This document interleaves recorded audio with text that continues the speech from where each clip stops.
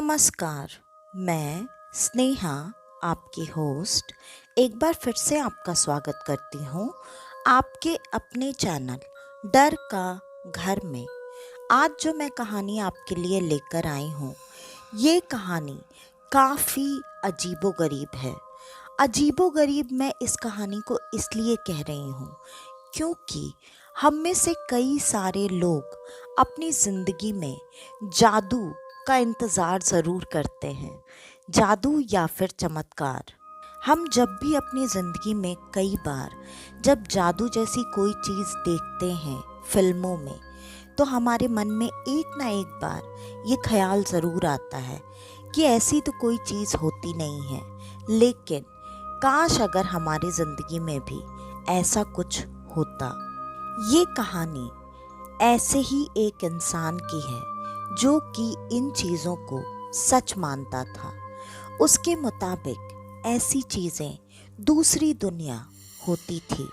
उसका विश्वास था कि दुनिया में जादू जैसी चीज़ ज़रूर है, लेकिन हमारे ऊपर डिपेंड करता है कि हम उन चीज़ों तक कभी पहुंच पाते हैं या नहीं। इन्हीं चीज़ों के बारे में जानने की उत्सुकता की वजह से और इन चीज़ों के करीब पहुंचने के लिए वो इंसान एक ऐसे प्रोफेशन में था जिस प्रोफेशन में सारी पुरानी दबी छुपी हुई चीज़ों को खोदना और बाहर निकालना उसका काम था। मेरा मतलब है वो एक आर्कियोलॉजिस्ट था।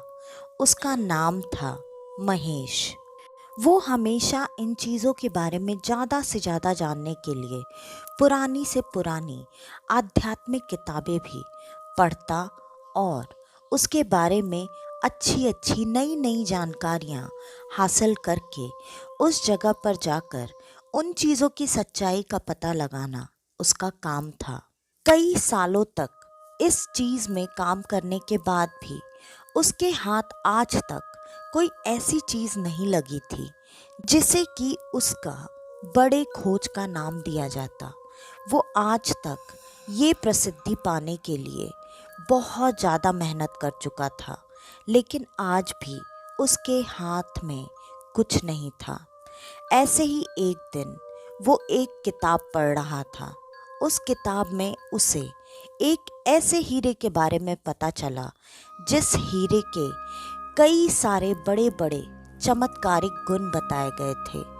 उस हीरे की बदौलत ऐसा कोई काम नहीं था जो कि इंसान पाने के बाद कर पाने में सक्षम ना हो। और उस किताब में ये भी लिखा हुआ था कि वो हीरा सच में इस धरती पर मौजूद है, लेकिन उसे जानबूझकर कहीं ऐसी जगह पर छुपा दिया गया है जिसे कोई भी इंसान अब ढूंढ पाने में सक्षम ना हो सके। क्योंकि उस हीरे की इतनी सारी खासियत होने के बाद भी उसमें एक कमी थी। ये कहा जाता था कि वो हीरा एक श्रापित हीरा है। अगर आप उससे इतनी सारी चीज़ें करवाते हैं या उसका इस्तेमाल अपने फ़ायदे के लिए करते हैं, तो वो आपको बहुत बुरी तरीके से नुकसान भी पहुंचा सकता है। लेकिन नुकसान क्या पहुंचा सकता है, कितना पहुंचा सकता है, ये चीज़ें उसमें नहीं दी गई थीं।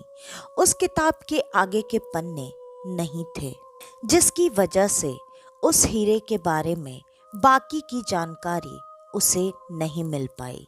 हाँ, लेकिन इस किताब को पढ़ने से उसे ये बात ज़रूर पता चल गई थी कि ऐसा कोई चमत्कारी हीरा है तो कहाँ है, क्योंकि उस हीरे का पता उन्हीं बातों के बीच में दिया गया था। उसकी जो भी बुरी चीज़ थी वो आगे दी गई थी, जो डिटेल में वो नहीं पढ़ पाया। लेकिन उसे उसकी बुराइयों से अब कोई लेना देना नहीं था। उसके दिमाग में तो सिर्फ और सिर्फ एक ही बात चल रही थी कि उसे किसी भी तरीके से वो हीरा ढूंढना है, वो हीरा हासिल करना है।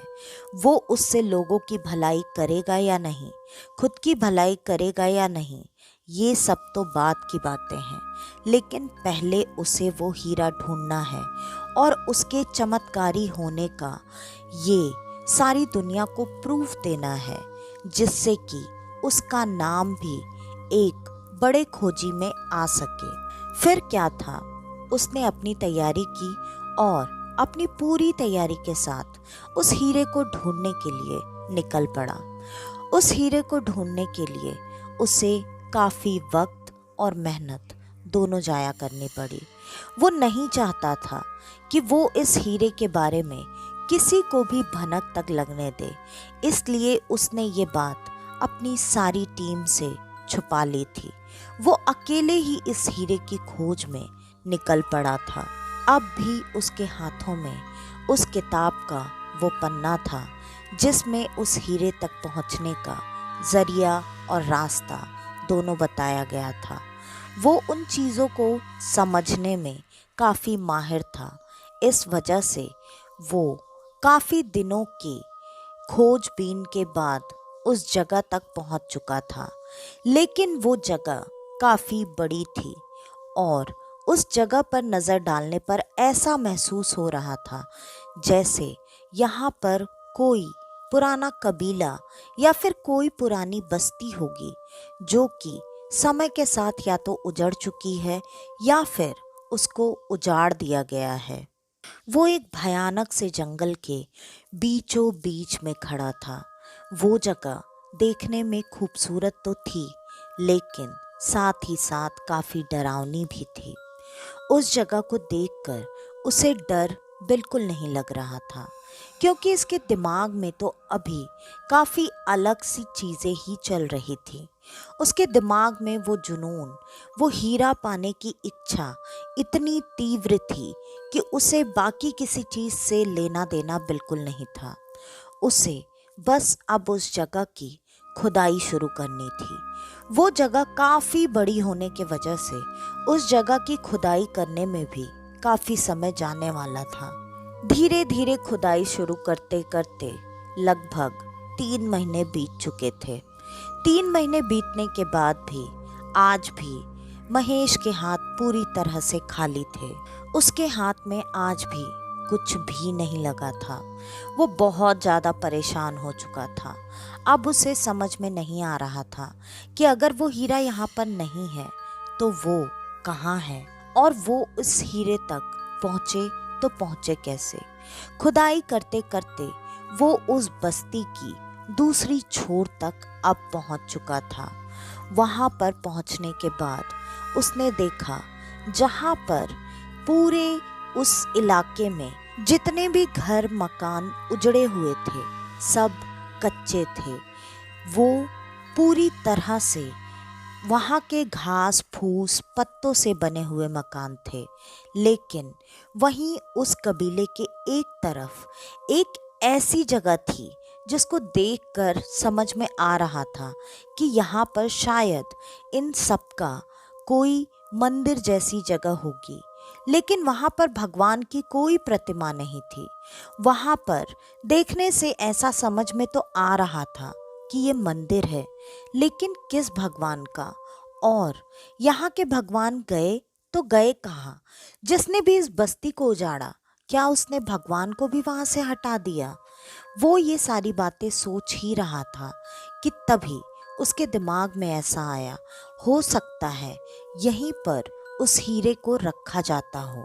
और ये बात दिमाग में आते ही जैसे उसके चेहरे पर एक बड़ी सी मुस्कान आ गई और अब वो उस पूरे पक्के से मंदिर जैसी जगह की तरफ आगे बढ़ने लगा। वो जैसे ही उस जगह की तरफ आगे बढ़ने लगा, वो उस मंदिर की सीमा में प्रवेश करने ही वाला था कि तभी अचानक उसे ऐसा लगा जैसे चारों तरफ से चीख पुकार की आवाज़ें आने लगी। बहुत भयानक भयानक सी रोने की, चिल्लाने की और इतनी कर्कश चीखने की आवाज़ें आ रही थीं जिससे लग रहा था उसके कान के पर्दे फट जाएंगे। उसे ये बात बिल्कुल समझ में नहीं आई कि अभी तक जब वो इस कबीले में पूरी तरह से खुदाई करके इतने समय से रुका हुआ था, तब उसे ऐसा कोई भी एहसास नहीं हुआ।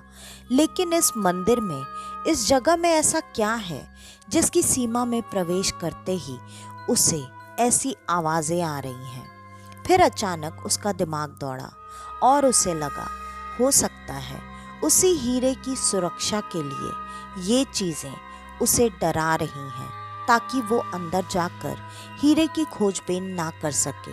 ये सोचकर उसने अपने मन में हिम्मत बांधी और जैसे तैसे वो उस मंदिर की सीमा के अंदर प्रवेश कर गया।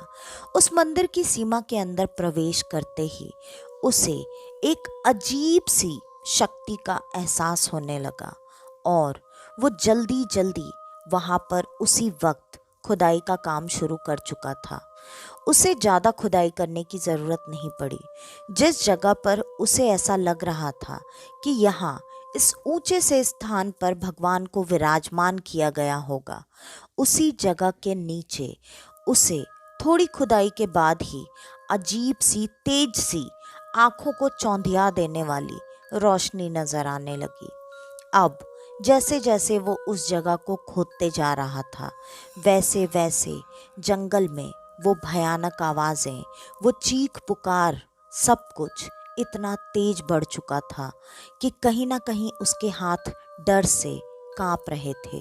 वो ये भी सोच रहा था कि अगर उसने उस हीरे को निकाल भी लिया तो क्या वो यहाँ से जा पाएगा। लेकिन जैसे जैसे उसे वो रोशनी दिखाई दे रही थी, उसके मन का वो पागलपन बढ़ता जा रहा था।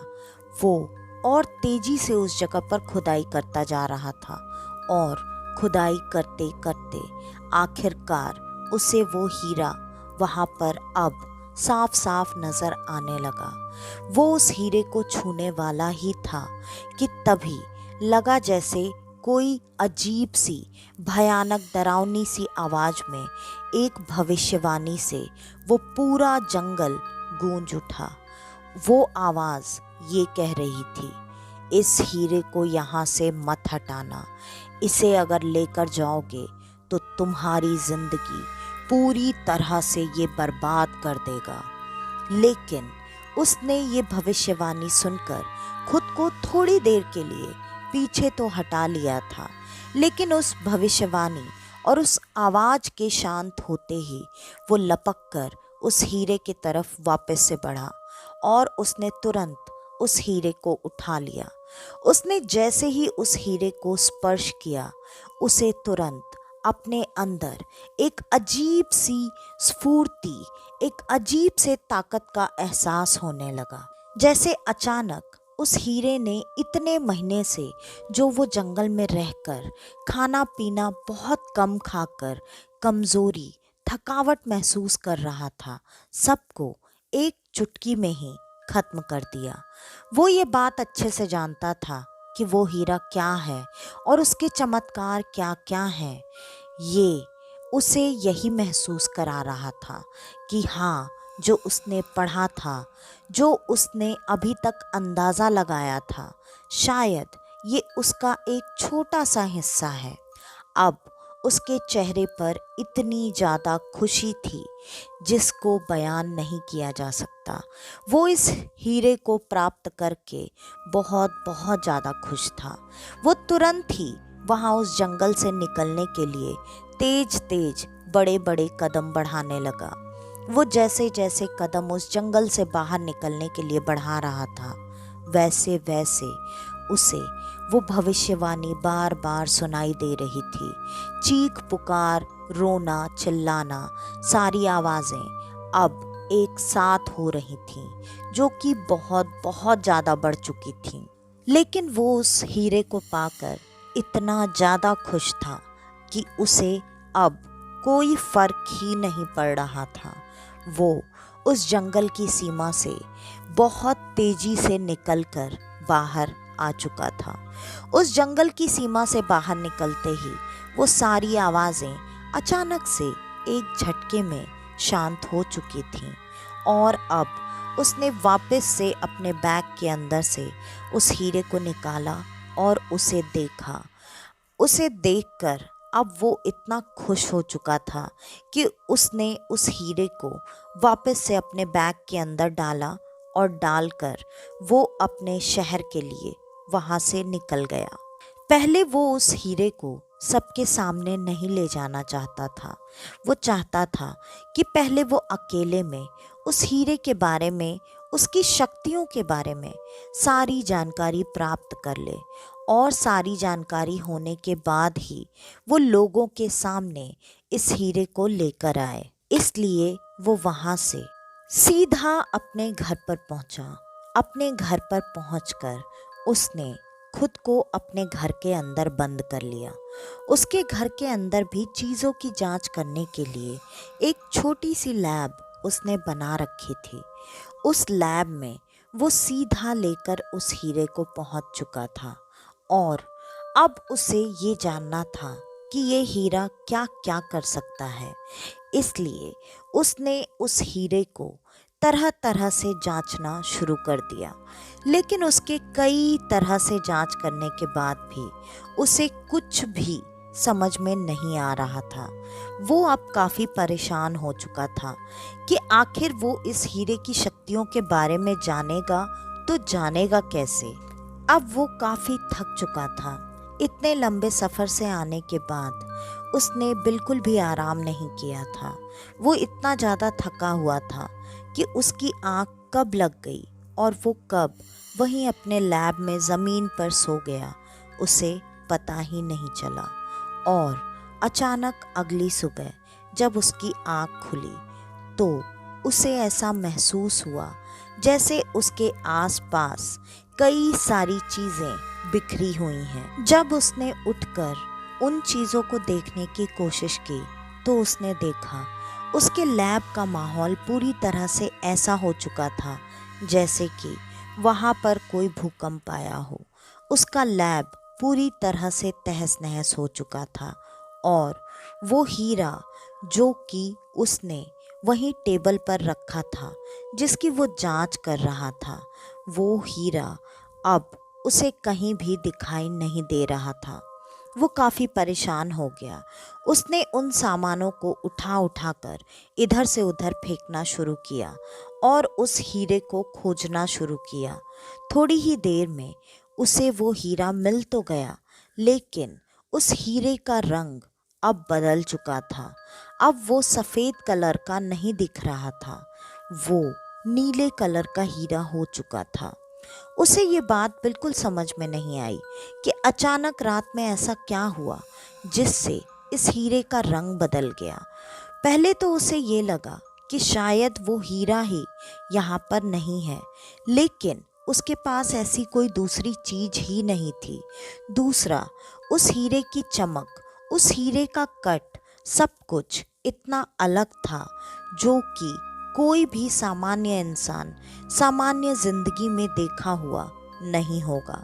इसलिए उसे ये बात समझ में आ गई कि वैसे भी ये हीरा चमत्कारी है, तो ये रंग बदल ले, इसमें कोई बड़ी बात नहीं है।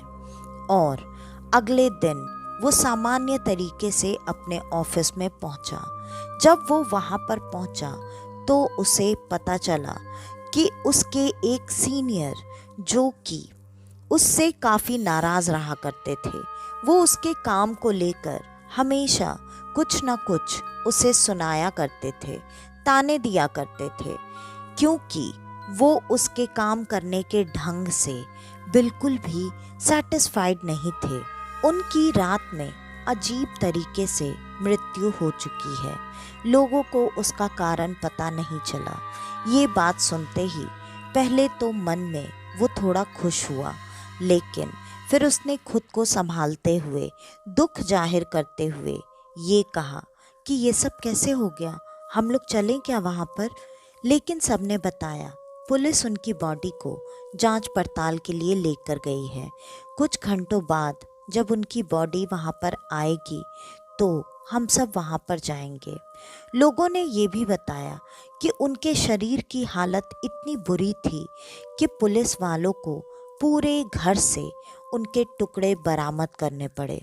पता नहीं किसने और कैसे इतनी बुरी तरीके से उनको मारा, किस बात का बदला निकाला। ये सारी बातें उसे काफ़ी अच्छी लग रही थीं। उसे ये बातें सुनकर बहुत मज़ा आ रहा था। अंदर ही अंदर बहुत खुशी महसूस हो रही थी, जो कि वो दिखा नहीं रहा था। थोड़ी देर बाद वो वहाँ से उनकी लाश को देखकर अंतिम संस्कार में शामिल होकर घर पर पहुँचा। घर पर पहुँचकर उसने बैठकर अपने मन की सारी बातें उस हीरे के सामने कह दी। और अब वो उस हीरे में क्या चेक करे, क्या टेस्ट करे, ये बात उसे बिल्कुल नहीं पता थी। इस वजह से बस वो हीरे से बैठकर बातें कर रहा था। और थोड़ी ही देर में उस हीरे की रोशनी जो पूरे कमरे में फैली हुई थी, उसी रोशनी में दीवार पर एक अजीब सा जानवर का भयानक सा आकार बना। और उस आकार ने अब इससे बात करना शुरू कर दिया। उसने यही कहा कि उसने ही महेश के जरिए उस सीनियर को मारा है। ये बात महेश को काफ़ी अजीब लगी, लेकिन महेश थोड़ी देर बाद नॉर्मल हो गया। उसे कोई खास फर्क नहीं पड़ा। अब वो साया, वो भयानक रूप महेश से ये कह रहा था कि तुम्हें जिस जिस से परेशानी है, तुम जिस जिस को तकलीफ पहुंचाना चाहते हो, सिर्फ उसके बारे में मन में सोचो, तुम्हारा काम हो जाएगा।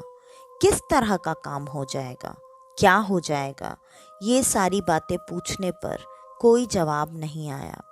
महेश ने आज ऐसे ही अपने कलीग के बारे में, जो कि उससे बाद में ज्वाइन करके उससे काफ़ी आगे निकल चुका था, सोच रहा था, उसे कोस रहा था। और अगले दिन यही हुआ। वापस से महेश को नींद आ गई और सुबह जब उसकी आँख खुली, कमरे का नज़ारा बिल्कुल वही था, लेकिन फ़र्क आज इतना था, उस हीरे का रंग फिर से बदल चुका था और आज कमरे का नज़ारा वैसा ही था जैसा कि पिछली सुबह था।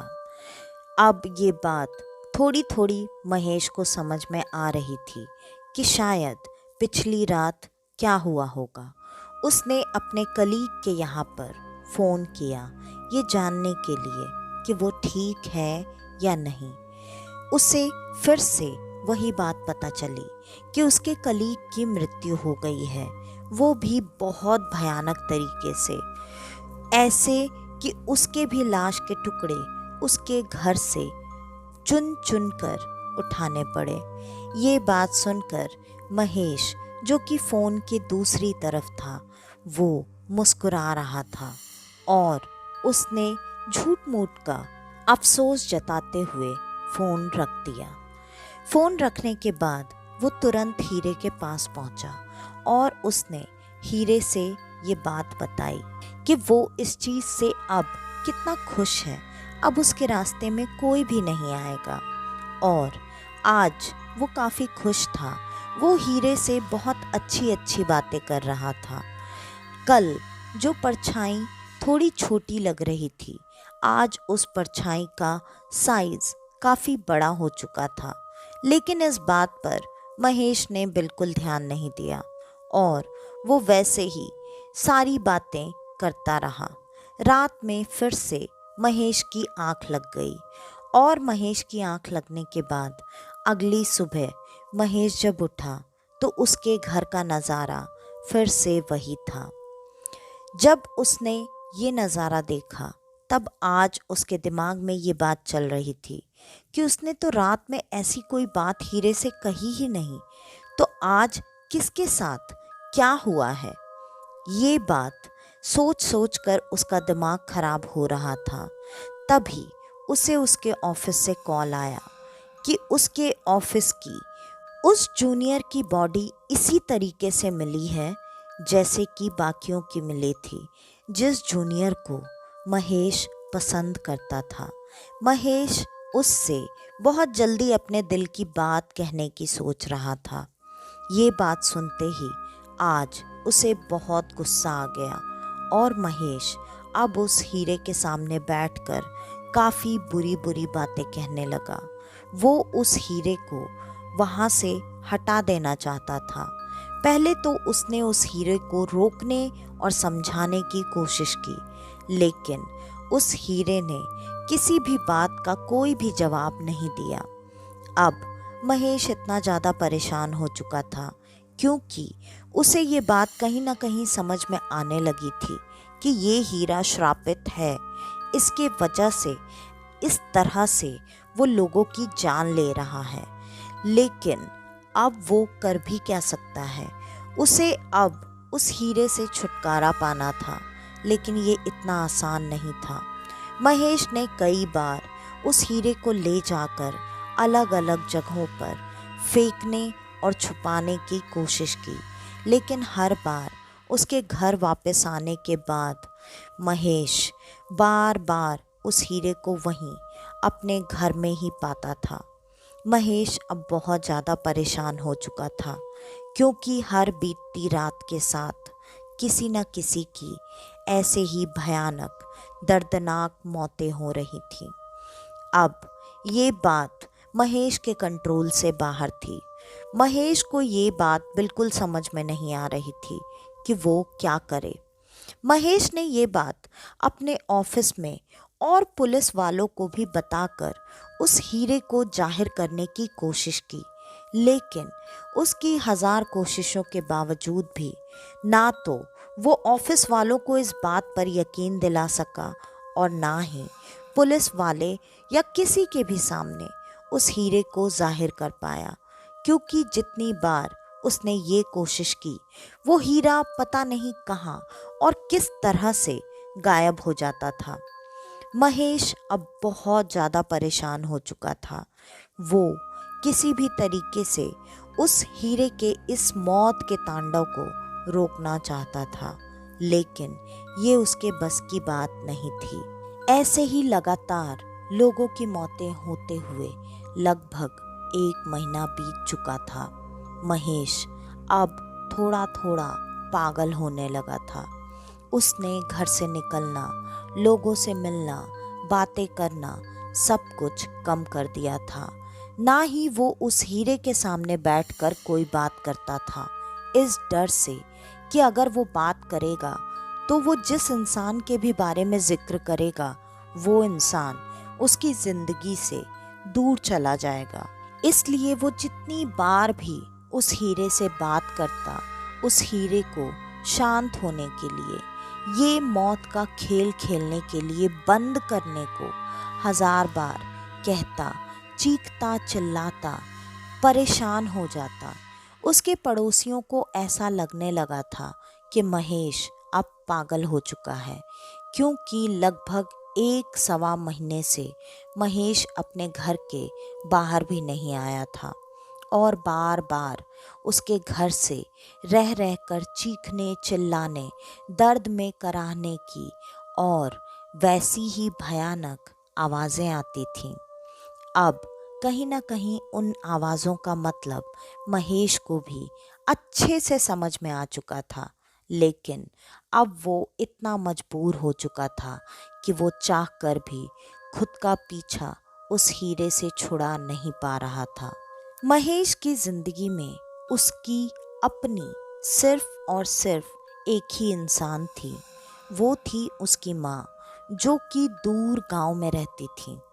महेश को आज अचानक उनका कॉल आया और महेश की माँ ने महेश से उसका हाल चाल पूछने और जानने की कोशिश की, क्योंकि महेश ने ये बहुत लंबे समय से अपनी माँ को कॉल नहीं किया था।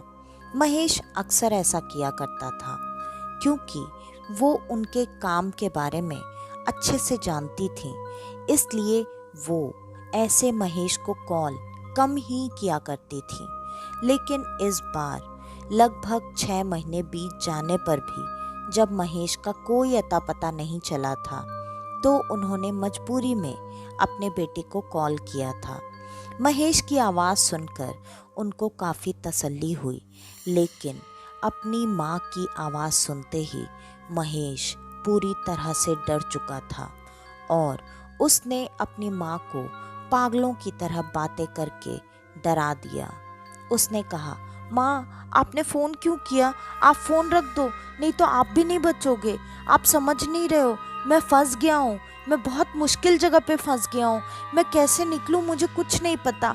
आप बस फ़ोन रखो। आप मुझे फ़ोन मत करना, कभी मत करना। इतना कहकर उसने फ़ोन कट कर दिया। और अब महेश के दिमाग में लगातार उसके माँ के बारे में ख्याल आ रहा था, जो कि वो चाह कर भी अपने दिमाग से निकाल नहीं पा रहा था। इसलिए महेश ने उस हीरे के आगे गिड़गिड़ाना, रोना शुरू कर दिया कि वो उसकी माँ को कुछ ना करे। तुम चाहो तो मेरी जान ले लो, लेकिन मेरी माँ को कुछ मत करना, प्लीज़ प्लीज़। ऐसे ही रोते गिड़गिड़ाते चीखते चिल्लाते उसकी आँख कब लगी उसे पता ही नहीं चला। और अगली सुबह नज़ारा फिर से वही था, जो नज़ारा इतने समय से चला आ रहा था। अब ये बात देखकर महेश की रूह तक कांप चुकी थी। महेश ने हड़बड़ाते हुए अपनी माँ के हालचाल को जानने के लिए गांव में फ़ोन लगाया। और गांव में फ़ोन लगाते ही पड़ोसी से ये बात पता चल गई कि उसकी माँ का भी वही हाल हुआ है, जो कि यहाँ शहर में बाकी के लोगों के साथ हुआ था। अब महेश के सब्र का बांध टूट चुका था। उसकी जिंदगी पूरी तरह से बर्बाद हो चुकी थी। इस वजह से महेश ने एक ऐसा फैसला लिया, जिस फैसले के बाद उसे ऐसा लग रहा था कि शायद वो इस श्रापित हीरा के श्राप को रोक सकता है। महेश ने खुद को उस हीरे के साथ जिंदा जलाकर उस घर में मार दिया। और महेश की लाश उस घर में लोगों को वैसे ही जली हुई मिली। लोगों को जब बाहर तक रोशनी दिखाई दी थी तो लोगों ने महेश को बचाने की भी कोशिश की, लेकिन वो दरवाज़ा तोड़कर अंदर नहीं आ पाए। जब तक लोग आए तब तक बहुत देर हो चुकी थी। महेश मर चुका था, लेकिन उसके घर में कहीं भी उस हीरे का कुछ भी नामो निशान नहीं मिला था। कहाँ गया वो हीरा? क्या उसका श्राप रुक गया, या फिर ऐसे ही किसी दूसरे महेश को वो हीरा मिल गया और उसकी जिंदगी भी ऐसे ही श्राप ग्रसित हो गई? ये बात कभी किसी को पता नहीं चली। तो आज की ये कहानी यहीं पर खत्म होती है। आपको हमारी आज की ये कहानी कैसी लगी हमें कमेंट करके ज़रूर बताइएगा।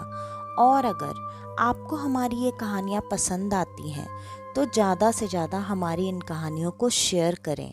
इससे मेरी बहुत मदद हो जाती है और मुझे ये लगता है कि मेरी मेहनत जो मैं आप लोगों के लिए करती हूँ वो सफल हो गई। और थैंक यू सो मच मेरे उन सारे दोस्तों को जो हमेशा अपना फीडबैक देकर मेरी हिम्मत बढ़ाते रहते हैं। आप सब अपना प्यार और सपोर्ट मेरे साथ हमेशा ऐसे ही बनाए रखिए।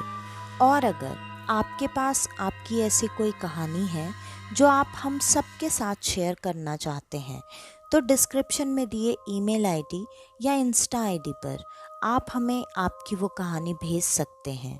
तो आज के लिए बस इतना ही। मैं स्नेहा, आपकी होस्ट, आज के लिए लेती हूँ अलविदा।